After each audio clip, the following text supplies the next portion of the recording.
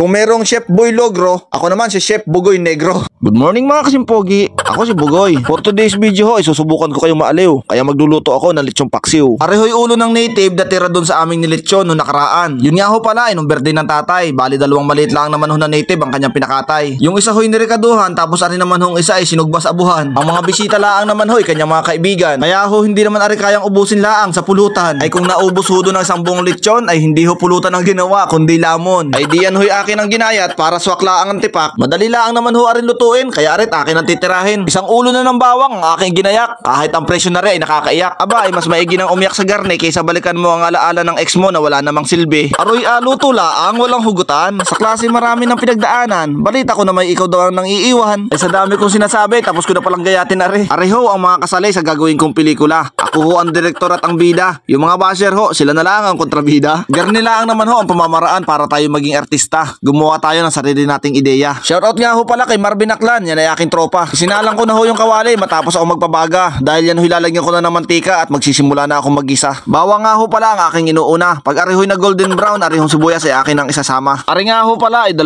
buo. Hindi ko lang nasabi kanina at napakarami ko namang kwento. Ay pasensya na kayo at likas na ho ang pagiging madaldal ko. Naalala ko nga ho nung ako'y nasa elementary pa. Ang aking pangalan ay lagi nakasulat sa pisara. Sa listahan ho ng mga maiingay, lagi akong kasama. Ayos din naman ho, kita nyo naman ngayon, diga? Ang pagiging maingay, napapakinabangan ko na. Napapakinabangan ko ho sa pagsisigaw sa karsada at pagtatawag ng mga kasama. Arilaang ho'y aking pinakuluan dahil kanina ho'y nagyayelo na sa kanyang pinaglagyan. 2 piso ho ng pinatuyong dahon ng laurel ang aking inuna. At isunod ko na rin ho aring buong paminta. Nilagyan ko na rin ng pork cube para mas malasa. O diga, parang humba ang ginagawa. Toyo, hindi ko muna nilahat baka mapaalat. Dahil aring nilitsyon ko ay kumpleto na si Ricardo pati ang balat. Ilalagay ko na rin aring kaunting brown sugar at isusunod ko na rin yung white vinegar. Sasabihin pa namang lechong paksiw kung hindi mo lalagyan ng suka ay pambihira ka naman. Kumpleto na ang Ricardo kaya arit akin ang titikman. Panama na ang lasa kaya lalagyan ko na ng isang bote ng Mang Tomas dahil ari ang magsisilbing sarsa. Siya nga ho pala, pasensya na kayo kung sa isang linggo isang beses lang ako makapag-upload ng video. Dahil pag ako ho'y duty hindi ako nakakapag voice over. Kaya nagpapasalamat ho ako sa mga legit kong follower. Siyempre ho mas inuuna ko ang paglilingkod sa bayan dahil ari naman ho pagbablog ay libangan ko laang. Kaya ho kung minsan mga motivational reels lang ang aking binabanatan. Kaya salamat ho sa inyo dahil pati doon ako inyong sinusuportahan. Aba luto na pala. Hali kayo tayo kumain na. Pero ako ho muna ang uuna para malaman ko kung ang lasa ay papasa. Mahirap naman ho ipagmalaki kung ang lasa ay hindi maaari, diga. Ang makakapanood na rin buong mundo, mahirap naman kung mapupulaan laang tayo. Sige nga idol, paki-comment kung taga saan ka at kung anong oras mo rin napanood din sa social media. Ang mga luto ko nga rin pang malakasan.